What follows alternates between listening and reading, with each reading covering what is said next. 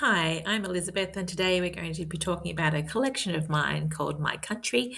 And I'm going to share some stories with you about my neurodiverse family. So, welcome. I'm an Australian artist living in New Zealand, the South Island of New Zealand, and I am a family of four with my husband and my two adult boys. And between the four of us, we can tick the boxes for autism, ADHD, and dyslexia. So, yes, we are a neurodiverse family for sure.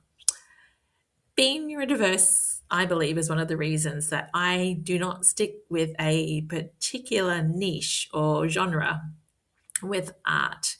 I move from watercolors to acrylics to alcohol inks and collage and back again because I like to focus on something for 3 to 4 weeks.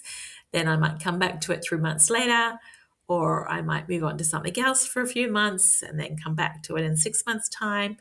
But it doesn't concern me. Many of the art videos you're showing say niche down, focus in on one particular style or one particular type of painting. Maybe it's landscapes, maybe it's florals, maybe it's portraits. But I don't believe in that. My common denominator between all my paintings is that they're abstract, whether they're florals or landscapes or mid century modern or something in between. I don't aim to reproduce what I see in the real world. I aim to reproduce what brings me joy. So I don't do photographic interpretation in my art. I do stylized, I do abstract, I do imagined and wild and free. So, with that in mind, let me share this series with you. This is My Country. You can actually see two of them on the wall behind me, and the third one has sold. So, the one here is based on the Sealy Tarns and Araki Mount Cook, which is the Southern Alps. And I used to live where I could see those beautiful Alps out my window, and it was one of the places in New Zealand that has made a huge impression on me. The other one to the side is the Meraki Boulders with the Alps behind. The Meraki Boulders are amazing rock formations that you find on the beach between Dunedin and Oamaru. So if you're ever over, I would encourage you to stop and have a look at them. It's only a short kind of 15-minute walk, depending on where the tide is. Now, I also have a couple of these that I want to share. We'll see how we go. Put it in the box instead of me. This is shimmering, and this is more Southern Alps and snow and glacier country.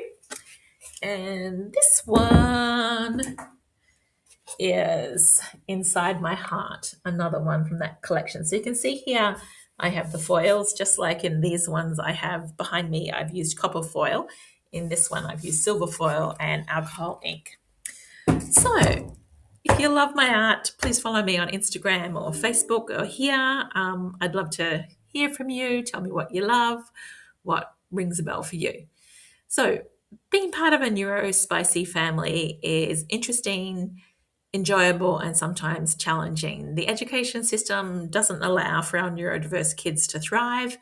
The employment market is also built for neurotypicals. And so it's a journey when your kids grow up with neurodiversity as part of their shtick. Our eldest boy has found his feet in industrial design, which is not uncommon. He's incredibly creative, and I'm not surprised at all that he ends up there. He has a industrial design degree and a business degree that he studied at the same time. Our other son is still finding his way in the world. He has done creative tertiary learning as well in new media, but he isn't inclined to follow that as a career. I understand why, and I think trying to be typical when you are neurotypical yourself brings a whole lot of anxiety and stress along with it. So I feel for all the other neurodivergent parents with young ones who are trying to navigate, the standard educational system. But for me, in my career and now my art career, being neurodiverse has been an absolute bonus.